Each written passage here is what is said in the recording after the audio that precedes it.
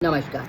आज हम करेंगे 1853 का चार्टर अधिनियम। चार्टर मतलब लिस्ट और आपको क्या क्या सरकार देगी। चार्टर अधिनियम व्यापार से संबंधित थे, लेकिन व्यापार की आड़ में अंग्रेज अनेकों काम कर रहे थे। फाइनेंशियल फायदे, प्रशासन में निरंतर अपना कंट्रोल बढ़ाते जाना, प्रशासनिक ढांचा को क्रिएट करना और आर्थिक लाभ भारतीयों से लेना राजस्व के रूप में।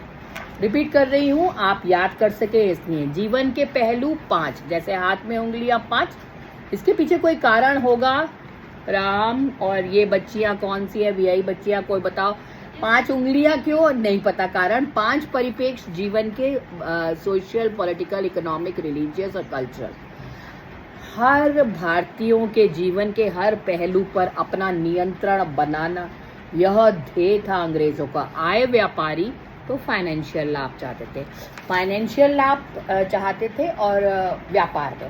फिर उन्होंने राजनीति पे कब्जा किया प्लासी के युद्ध के बाद। पहली बार भूमि पे कब्जा और बक्सर के बाद राजस्व वसूली। बक्सर कब है? 1765, इलाहाबाद की संधि। और हम पहुंचे हैं किस साल पे? 1853। तो इस चार्टर अधिनियम में क्या होता है बेटा, यहाँ पे जो हम देख रहे हैं, यहाँ पर बताया गया है कि प्रशासनिक ढांचा कैसा था जो भारत में। मैंने पूरा आपको एक चार्ट बना के दिया है कि इंग्लैंड में कौन कौन प्रशासन को संभाल रहा था और भारत में कौन। मैं उस पे आ रही हूँ। तो यह इसके प्रमुख प्रावधान करने से पहले प्रशासनिक ढांचा पढ़ाया है और उसके बाद इसके मेन पॉइंट्स में गवर्नर जनरल की बात आ रही है, गवर्नर जनरल की काउंसिल की बात आ रही है। उसमें एग्जीक्यूटिव काम क्या करेगा, लेजिस्लेटिव मतलब किस तरह से फैसले लेगा और फैसलों को क्रियान्वित करेगा, ये आ रहा है। और सुप्रीम कोर्ट कैसे काम करेगा, ये आ रहा है। और प्रांतीय सरकार। तो संक्षेप में आपको याद कर लीजिए, इसको ऑडियो को सुनेंगे तो इसमें प्रशासनिक ढांचे का विस्तृत विवरण मिल रहा है। और इस समय तक, कौन सा साल है? 1853 तक प्रशासन का डिटेल ढांचा अंग्रेज बना डाल रहे हैं। अंग्रेज किस रूप में है? ईस्ट इंडिया कंपनी के रूप में। 1858 तक ईस्ट इंडिया कंपनी है। 1858 के बाद सीधा कंट्रोल ब्रिटिश सरकार के नियंत्रण में चला जाएगा। मैं आपको पढ़ रही हूँ ताकि ये रिकॉर्ड हो जाए। पढ़ने से पहले मैं जरा सा आपको प्रशासनिक ढांचा बना रही हूँ, उसका एक चार्ट बना हुआ है। वीआई बच्चे देख नहीं सकते, इसलिए मैं आपको बता रही हूँ। सरकार चल रही है, भारत में जो सरकार चल रही है उस पर नियंत्रण हो रहा है इंग्लैंड से।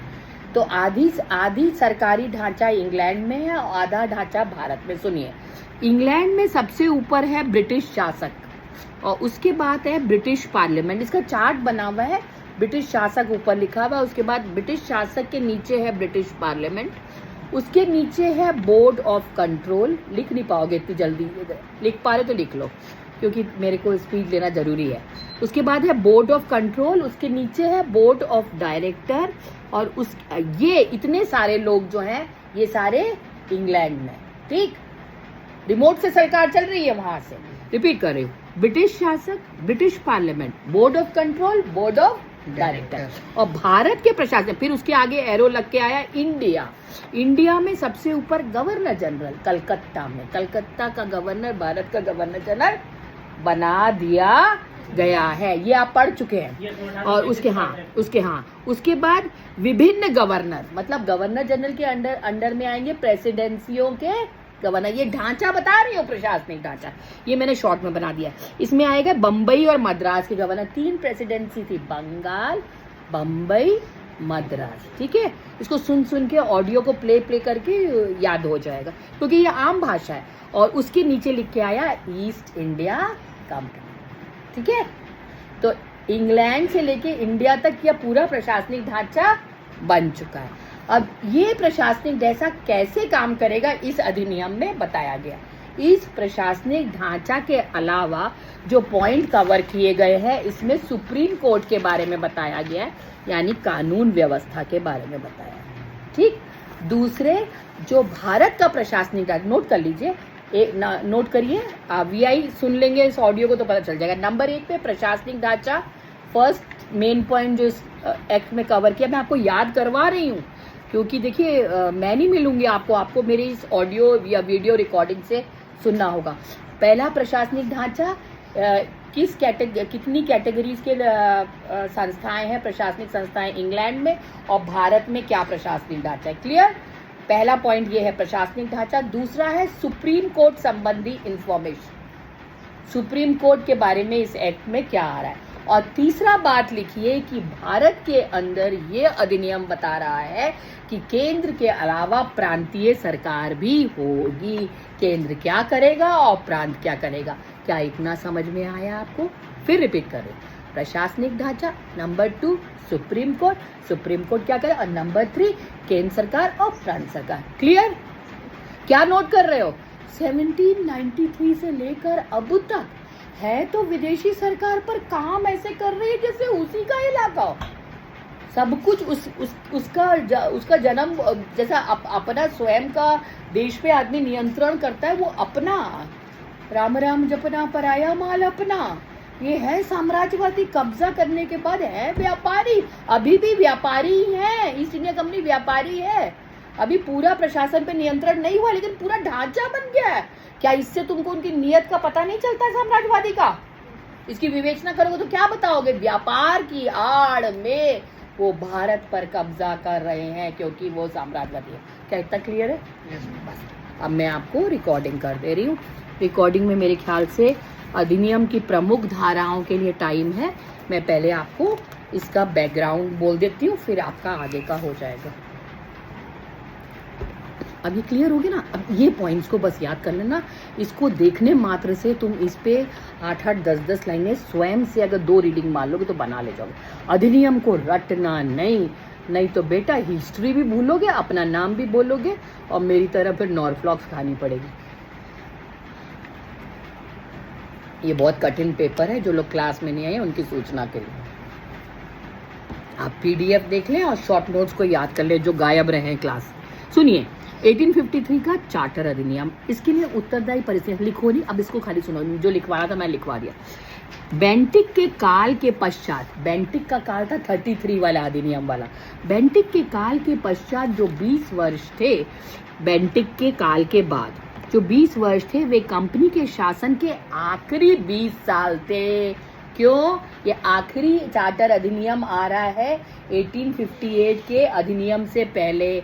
57 में कंपनी का काम खत्म, सीधे साम्राज्ञी क्वीन शासन कह रहे हैं। ब्रिटिश शासक, वहाँ शासक नहीं थी, वहाँ महिला शासक थी, क्वीन महारानी का अधिनियम, क्वींस प्रोक्लेमेशन अंग्रेजी में, दासू इंग्लिश। चलो वापस आ जाओ। ये आखिरी 20 साल थे कंपनी के, याद रहे ये जो आखिरी अधिनियम है, ये आपको लॉन्ग के लिए तैयार करना है। इस समय काल में कंपनी ने बड़े विजय अभियान किए, मतलब इलाकों पे कब्जा की स्पीड जो है बढ़ती जा रही है। देख रहे हो प्रशासनिक ढांचा कितना जबरदस्त बन गया, जैसे इंडिया पे इन्हीं की सरकार चलेगी हमेशा के लिए। और रहे भी तो कितने साल रहे? 250 से ज्यादा साल रहे, कई 100 साल रहकर गए हैं भारत के अंदर। तो ये प्रशासनिक ढांचा उदाहरण था, इन्होंने कई इलाकों पे कब्जा कर लिया, साम्राज्यवादी नीति अपना रहे थे, एक के बाद एक कब्जा। उदाहरण था, कंपनी ने सिंध और पंजाब जैसे मुश्किल इलाकों पर विजय हासिल की। अतः 1853 ईस्वी में जब कंपनी के चार्टर को पुनः जारी करने का प्रश्न उठा। चार्टर अधिनियम 20-20 साल के बाद रिन्यू होता है, हाँ या ना बोलो, नहीं तो सो जाओगे क्लास के अंदर। हिस्ट्री में भैया बोलते रहो, जगते रहना, थोड़ा पानी वानी पीते रहा करो, पता चला मैं बोल रही तुम जोश में हो, तुम आराम से अपने हिलोरे ले रहे हो। तो ये 20 साल बाद जब आया तो रिन्यू करने का, तो इस टाइम पे कौन थे? डलहौजी साहब थे। तो ये याद रहे, डलहौजी साहब थे। अंग्रेज डलहौजी अपने आक्रमणों और विजय अभियानों और प्रशासनिक व्यवस्था के लिए बेंटिक और वेलेस्ली से मिलता था। डलहौजी आए और इन्होंने जो पिछले गवर्नर जनरल है उनसे जानकारी जल के उस काम को और आगे बढ़ाया। नाम डलहौजी का याद कर लो। 1853 के समय डलहौजी ने अपने समय काल में बहुत सी उपलब्धियां हासिल की। इसके अलावा ध्यान देने योग्य बात यह है कि उस समय ईस्ट इंडिया कंपनी आउटडेटेड हो गई थी। अब ईस्ट इंडिया कंपनी को इस टाइम पे आउटडेटेड बताया जा रहा है। क्यों? क्योंकि अब इंग्लैंड के और व्यापारी कह रहे हैं भैया मुनाफा तो हमें भी कमाना है, और कंपनी आउटडेटेड इसलिए हो गई है, कंपनी जो पैसा कमा रही है वो सरकार को ना देके कंपनी के अधिकारी अपनी जेब में रख रहे हैं। इसलिए ब्रिटिश सरकार अब ईस्ट इंडिया कंपनी के अलावा और व्यापारियों को अधिकार देगी भारत से व्यापार करने का। सरकार को खबर तो मिल जाएगी अगर आपके रहन सहन का स्तर ऊंचा हो रहा है और अगर आपका गाड़ियां बढ़िया आ रही हैं भोग विलासिता बढ़ रही, और आप कहो कि हमें लोन चाहिए, हमारे पास पैसा नहीं, तो बेटा आदमी को शक होगा कि नहीं होगा? माली हालत तो इतनी ऊंची और कहो पैसा नहीं, तो सरकार को संदेह तो हो जाएगा ना। रिश्वत कमाने वाले क्या करते हैं, पत्नी के नाम बेटी के नाम जमीन खरीद ली तो छुप थोड़ी जाएगी। अब तो आधार कार्ड से सब लिंक है, सब पता चल जाएगा तुमने किस किस के नाम पे है, तो तुम्हारा ही परिवार। तो वहां खबर पहुंच गई कि ये ईमानदारी यहाँ नहीं है, अतः औरों को भी व्यापार का अधिकार दो। ईस्ट इंडिया कंपनी में के जो मालिक थे वह पुराने तरीकों से ही कार्य कर रहे थे। ईस्ट इंडिया कंपनी में लगभग 1800 ऐसे सदस्य थे जिनके पास 1000 पाउंड के शेयर थे। कंपनी के जो मालिक होते हैं वह सरकार में, अगर ब्रिटिश सरकार में आपको भागीदारी करनी है, उसमें सदस्य बनना है, तो आपको शेयर खरीदने होते थे। तो इसके लोगों के पास शेयर थे 1000 पाउंड के। इस इंडिया कंपनी में 1800 ऐसे सदस्य जिनके पास 1000 पाउंड के शेयर थे। इन निवेशकर्ताओं को केवल लाभ में ही रुचि थी। समझ में आ रहा है? ये जो ईस्ट इंडिया कंपनी के लोग हैं या अधिकारी हैं वो स्वयं की जेब भरने में, सिंपल आम बोलचाल के भाई अपनी जेब भर रहे थे, सरकार को पैसा नहीं दे रहे थे। तो ईस्ट इंडिया कंपनी में वास्तव में डायरेक्टरों का नियंत्रण था, लेकिन जब से पिट्स इंडिया अधिनियम आया था तब से बोर्ड ऑफ कंट्रोल का ईस्ट इंडिया कंपनी पर नियंत्रण हो गया। तो आप ये बताएंगे कंपनी के अधिकारी भ्रष्ट हो चुके थे, और जब बोर्ड ऑफ कंट्रोल आएगा या जब सरकार को यह पता चलेगा कि इसमें भ्रष्टाचार है तो बोर्ड ऑफ कंट्रोल सख्ती करेगा। आपको बताया ना, बोर्ड ऑफ कंट्रोल और डायरेक्टर से, कंट्रोल का मतलब कंट्रोल करना, तो ये कंट्रोल वाला बोर्ड है जो भनक जाएगा ना तो भी तरीके निकालेगा इन पे सख्ती करने का। तो उसके बाद मैंने आपको प्रशासनिक ढांचा बना के दिया है, वो मैंने आपको समझा दिया। पिट्स इंडिया अधिनियम के समय से बोर्ड ऑफ कंट्रोल का कंपनी पर नियंत्रण था, लेकिन समय के साथ board of control east India company में रुचि कम होती जा रही थी। बोर्ड ऑफ कंट्रोल जो है कंट्रोल करने के लिए बनाया गया था, लेकिन जैसे समय बीतता गया इसमें शिथिलता आ गई, इसके काम में कुछ कमी आ गई। ऐसा होता है, व्यक्ति काम नहीं करेगा तो फिर वो संस्था भी निष्क्रिय सी हो जाएगी, और जब कंट्रोल करने वाली पावर कंट्रोल सही नहीं करेगी तो भ्रष्टाचार। सरकार जब सख्त होगी, अभी देख लो योगी सरकार में लॉ एंड ऑर्डर देख लो, बकाया सरकारों में नहीं है। यह नहीं कि हम हिंदू है इसलिए उनका समर्थन करें, लेकिन लॉ एंड ऑर्डर देख लो, बड़े से बड़ा गलत काम करने वाले का चस्पा कर देते हैं दीवालों में और उसको पकड़ के जेल के अंदर कर देते हैं। तो जब बोर्ड ऑफ कंट्रोल कमजोर पड़ जाएगा तो फिर कंपनी में गलत काम, भ्रष्टाचार बढ़ जाएगा। यह सब जानकारी हमें डलहौजी के बायोग्राफर विलियम ली वार्नर द्वारा दी गई है। नोट करें, आप नोट करें कि डलहौजी था इस आखिरी चार्टर अधिनियम के टाइम पे, और डलहौजी के बायोग्राफर का नाम है, बायोग्राफर का मतलब होता है डलहौजी के बारे में, बायोग्राफी की हिंदी क्या होती है? नहीं, आत्मकथा आदमी स्वयं लिखता है, तो इसको क्या, इसकी हिंदी बताओ। जीवनी दूसरा होता है, आत्मकथा होता है, बायोग्राफी होता है जीवनी। आत्मकथा तो स्वयं लिखता है, और बायोग्राफी की हिंदी क्या होता है जो दूसरा आदमी लिखता है? मैम ऑटोबायोग्राफी आत्मकथा होती है और बायोग्राफी जीवनी। क्लियर हो गया। तो ये बायोग्राफी, हाँ ये बायोग्राफर है विलियम ली वार्नर। बेटा ये रख लीजिए, ये अधिनियम क्योंकि आप मेन के लिए तैयार करें तो इसको ऑब्जेक्टिव के लिए याद कर लीजिए, विलियम ली वार्नर, ठीक है, विलियम ली वार्नर। तो ये हमको ये सब जानकारी, देखो कोई स्रोत से जानकारी मिलती है, डलहौजी पे जो लिखता है वो इस समय काल की हमको जानकारी दे देगा। ये बढ़ता हुआ भ्रष्टाचार, इसमें प्रशासनिक ढांचा इतना डिटेल्स, एंड इंग्लैंड में, इंडिया में, केंद्र में और राज्य में, याद हो गया? बस भैया, अब बाकी डिटेल्स वो चार्ट बनाने के बाद अपने मन से फिट कराना।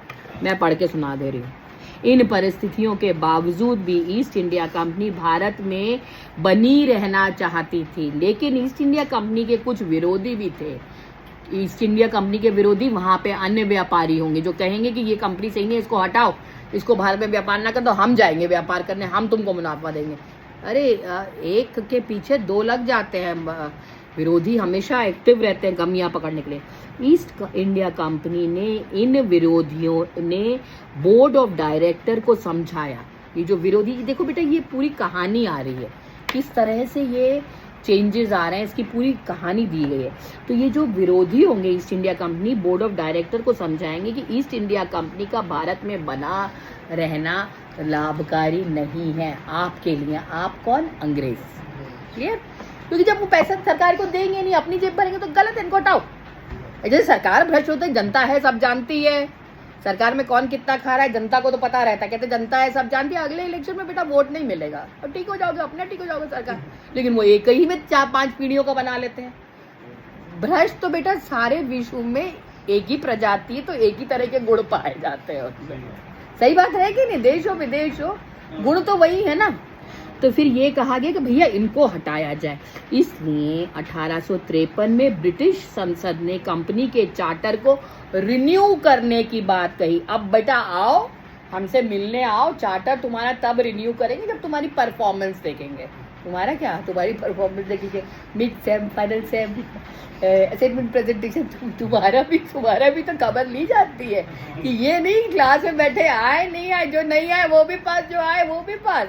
ऐसे थोड़ी है, चेक किया जाता है ना। आप आइए, चार्टर अधिनियम रिन्यू करने आइए, जब रिन्यू करने जाएंगे तो खबर लेंगे आपकी। अब सुनिए इसके प्रोविजंस क्या। तो ये बैकग्राउंड समझ में आ गए। ये इसका फायदा ये बेटा, एक अधिनियम के पॉइंट्स मैंने आपको सिंपल में शुरू में लिखवा दिए थे। आप आंसर को जब लंबा आएगा तो आप आंसर की जो परिस्थितियां हैं ना उसको थोड़ा लंबा करके लिख सकते हो, लेकिन ऐसा ना करना कि परिस्थितियों को इतना लंबा करो कि मेन पॉइंट्स ना लिख पाओ। मेन पॉइंट्स को लंबा नहीं कर पाओगे, मेन पॉइंट्स छोटा रहेगा, परिस्थितियां लंबा रहेगा, और पॉइंट को देख के मूल्यांकन स्वयं अपने शब्दों में करना।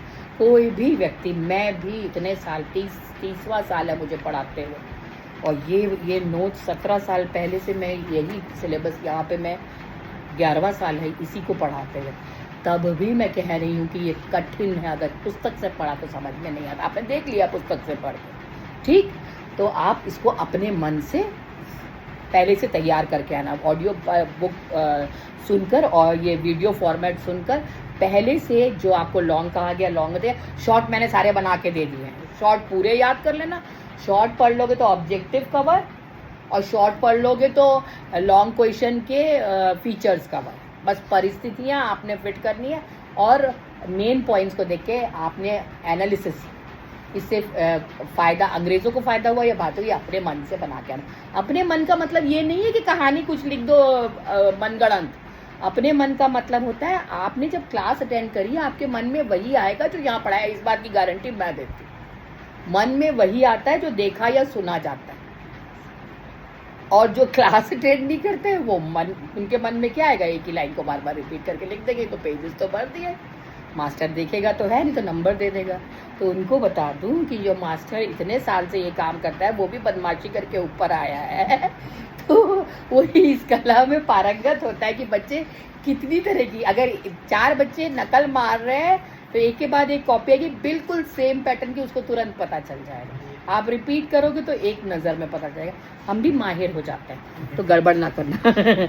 इस अधिनियम के प्रमुख प्रावधान सुन लीजिए, और प्रावधान लंबे हैं, हो जाएगा 12-10 तक। अब मैं समझाऊंगी नहीं, अब मैं केवल पढ़ के समझाऊंगी क्योंकि मैंने समझाने का कार्यक्रम कर दिया। सुनिए, मेन पॉइंट्स अंडरलाइन कर लिए। कोई बच्चा अगर इसको देखना चाहे तो मेरे नोट से देख सकता है। पहला पॉइंट है, वैसे तो कंपनी का चार्टर हमेशा 20 साल के लिए होता था, रिन्यू किया जाता था, लेकिन इस अधिनियम में पार्लियामेंट को अधिकार दिया गया कि फर्स्ट पॉइंट में पार्लियामेंट के बारे में कहा जा रहा है कि पार्लियामेंट को अधिकार दिया गया कि वह जब चाहेगी कंपनी भारत पर काम करती रहेगी। यह तथ्य इस बात का द्योतक है कि ईस्ट इंडिया कंपनी का नियंत्रण शनै शनै कम हो रहा था। पहला पॉइंट पार्लियामेंट के बारे में बता रहा है। मैं आपको सिंपल बात बता दूं, मैंने जो आपको चार्ट बताया ना, उस चार्ट को देख के, उस चार्ट में जितने लोगों का नाम दिया हुआ उन सब के बारे में थोड़ा थोड़ा लिखा मैं। सबसे ऊंचा ब्रिटिश सम्राट था, वो इंग्लैंड में होता था, उस समय क्वीन होती थी, उसके बाद ब्रिटिश पार्लियामेंट थी, ब्रिटिश पार्लियामेंट का नियंत्रण इस समय तक बढ़ गया। इस तरह करके वो पूरे चार्ट को अगर आप कवर करोगे, 1 2 3 4 5 6 7 जने हैं, 4 इंग्लैंड में और बकाया भारत में, उन सब पर अगर आपने लाइनें लिखी तो आपका 2.5 पेज ऐसे ही हो जाएगा। पूरा आंसर 5 साइड का है। ठीक बच्चों, अब मैं खाली पढ़ दे रही हूँ आपके लिए। तो ये फर्स्ट पॉइंट हो गया पार्लियामेंट के बारे में। दूसरे में क्या है, इस समय बोर्ड ऑफ कंट्रोल का स्तर और ऊंचा हो गया था। ये दूसरा बोर्ड ऑफ कंट्रोल के बारे में। कंट्रोल का मतलब ही कंट्रोल करना, इंग्लिश का शब्द है कंट्रोल करने से। कंट्रोल किसके ऊपर करेगा? ईस्ट इंडिया कंपनी में कंट्रोल इंग्लैंड से बल्कि भारत में करेगा। लिख लोगे इतना?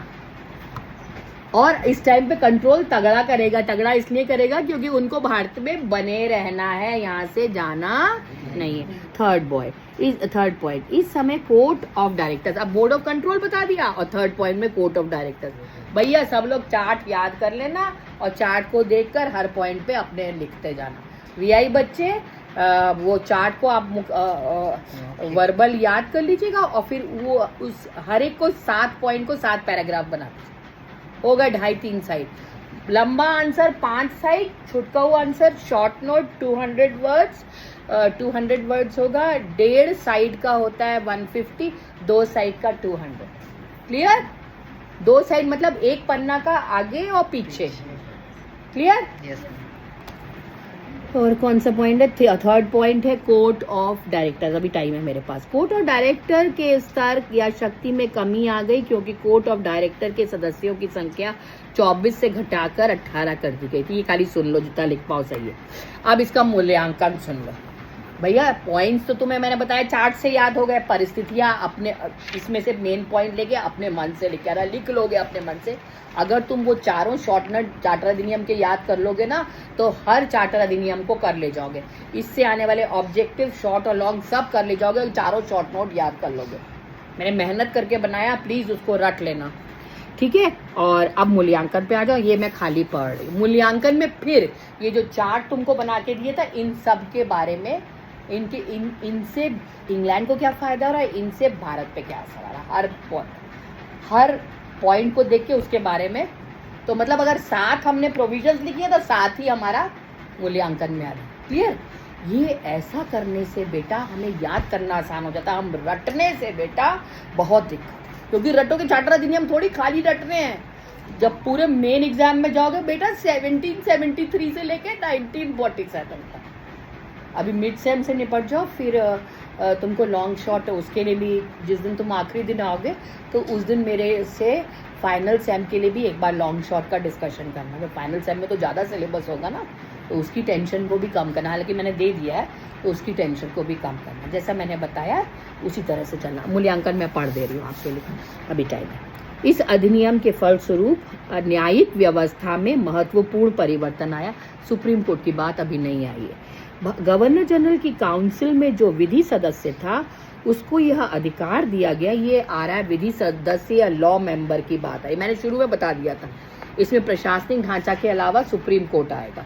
और तीसरा बात बताया था राज्य सरकारों का, राज्य में प्रशासनिक ढांचा क्रिएट होगा। 3 बातें बताई थी ना, दिल्ली से नियंत्रण, वो इंग्लैंड से नियंत्रण, और भारत में सरकार कैसी होगी। दूसरा बात बताया था सुप्रीम कोर्ट, और तीसरा बताया था प्रांतों में सरकारी ढांचा। यही 3 पॉइंट बताए थे।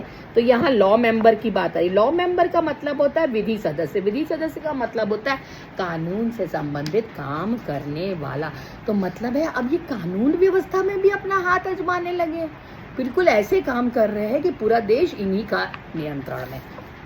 क्या बात ये सिद्ध हो रही है, ये व्यापारी नहीं रहे, लेकिन कहलाते क्या है, ईस्ट इंडिया कंपनी, जो कि व्यापार के लिए। क्या ये व्यापारी दिख रहे हैं तुमको? ये तो व्यापारी से शासक बन बैठे हैं। क्लियर?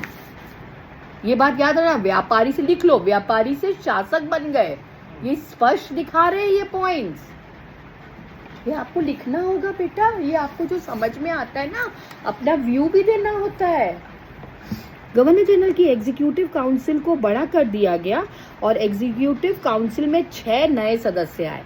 तो गवर्नर जनरल मतलब जो भारत को कंट्रोल कर रहा था पूरे, उसके साथ जो काउंसिल काम कर रही थी उसके सदस्यों की संख्या बड़ी हो गई और ये मदद करते थे उनका प्रशासनिक कार्य को करने में। विधि सदस्य था। इस प्रकार से स्पष्ट होता है कि सरकार के लेजिस्लेटिव कार्यों को और उसके एग्जीक्यूटिव कार्यों को अलग कर दिया गया। तो ये जो दिल्ली में गवर्नर जनरल होगा ना, वो केवल कानून नहीं बनाएगा। लेजिस्लेटिव का मतलब होता है लेजिस्लेशन, लेजिस्लेशन का मतलब होता है कानून बनाना, एग्जीक्यूट का मतलब होता है क्रियान्वित करना। मैं इंग्लिश हिंदी दोनों कर दे रही हूँ। कानून बनाया, उसको बना के क्रियान्वित करने का काम करेगी एग्जीक्यूटिव। तो हम बोलते हैं हिंदी में विधायिका करेगी लेजिस्लेशन, और कार्यकारिणी एग्जीक्यूटिव काउंसिल या कार्यकारिणी जो होगी, जो कानून बनाए उसको कार्य में परिवर्तित करेगी या क्रियान्वित करेगी या लागू करेगी। एक ने बनाया, दूसरे ने लागू किया। लेजिस्लेशन ने बनाया और कार्यकारिणी ने लागू किया। तो सरकार में एक हो गई लेजिस्लेशन और हो गई एग्जीक्यूटिव। बेटा अपने शब्दों में कर लेना, अन्यथा ये भाषा तो बड़ी ढकेलू है, रट के नहीं होगा, ठीक। अतः उस समय जो लेजिस्लेटिव काउंसिल थी उसमें निम्न प्रमुख लोग सम्मिलित थे। लेजिस्लेटिव मतलब जो ये कानूनी प्रक्रिया कर रहे हैं, उसमें कौन कौन है? गवर्नर जनरल, कहाँ का? पूरे भारत का। दूसरे कमांडर इन चीफ, सेनापति। ये सेनापति का काम भी वायसराय करता था। गवर्नर जनरल को ही वायसराय का टाइटल दिया गया था। यस और नो? शब्दावली तो बदली थी। अरे भैया, जैसे राजा को शासक भी बोलते, राजा को एम्परर भी बोलते, राजा को सम्राट भी बोलते। क्या चेंज है दोनों में? सबके बराबर पर्याय तो है। अलग अलग काल में, अलग अलग समय में, अलग अलग इलाका में नाम अलग। जैसे लड़की लड़का के लिए हमारे भारत के हर राज्य में अलग अलग शब्द प्रयोग होता है, उस पर नहीं जाएंगे, टाइम नहीं है। जो 6 लेजिस्लेटिव सदस्य थे वे निम्नवत थे। नंबर 1, जो लेजिस्लेशन में उनके 6 सदस्य थे, इनके सबके नाम आ रहे हैं। चीफ जस्टिस कलकत्ता का, वो सुप्रीम कोर्ट का जज था। और उसके बाद 4 प्रांतीय सरकार के प्रतिनिधि। ये लेजिस्लेशन में कौन कौन है ये बता रहे हैं। 4 प्रांतीय सरकारों के प्रतिनिधि। ये प्रांतीय सरकारें थी बम्बई, मद्रास, बंगाल और उत्तर पश्चिमी प्रांत। तो ये नोट कर लो कि इस अधिनियम में वो जो 3 प्रोविंसेस थी उनके अलावा उत्तर पश्चिमी प्रांत आ जाएगा। आप अनुमान करिए, जो देख नहीं सकते, आपका मुंह के सामने उत्तर दिशा में पश्चिम की ओर कौन होगा, पूर्व की ओर कौन होगा और पश्चिम की ओर कौन होगा। अगर आपके सामने भारत का मानचित्र है तो नॉर्थ वेस्ट में पाकिस्तान, अफगानिस्तान आएगा, करेक्ट। और नॉर्थ ईस्ट में आप बढ़ जाएंगे चाइना की तरफ, हिमालय से उठेंगे तो चाइना की तरफ जाएंगे, क्लियर। तो इस तरफ का प्रांत पर भी वो कंट्रोल कर रहे हैं, मतलब अफगानिस्तान, पाकिस्तान जो बाद में बन जाएगा, उस इलाका की तरफ भी ये अपना कंट्रोल इस टाइम पर एस्टेब्लिश कर रहे हैं, क्लियर। मतलब क्या आ रहा है? साम्राज्यवादी नीति में पूरा भारत पे तो कब्जा कर लिया, अब उस तरफ भी बढ़ गए, ठीक है। इस प्रकार से उपरोक्त लिखित तथ्यों से यह स्पष्ट होता है कि लेजिस्लेटिव काउंसिल में थोड़े हद तक ही सही स्थानीय लोगों का प्रतिनिधित्व मिला। आपको इस चार्टर अधिनियम में ये बताना होगा कि इससे लाभ अंग्रेजों को हो रहा है, भारतीयों को नहीं। आगे का सुन लीजिए, फिर मैं समाप्त। इस प्रकार से जो 1853 का चार्टर अधिनियम था वो ईस्ट इंडिया कंपनी के इतिहास में आखिरी चार्टर अधिनियम था।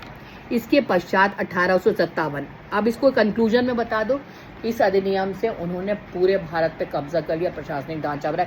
इसके बाद क्रांति होगी भैया।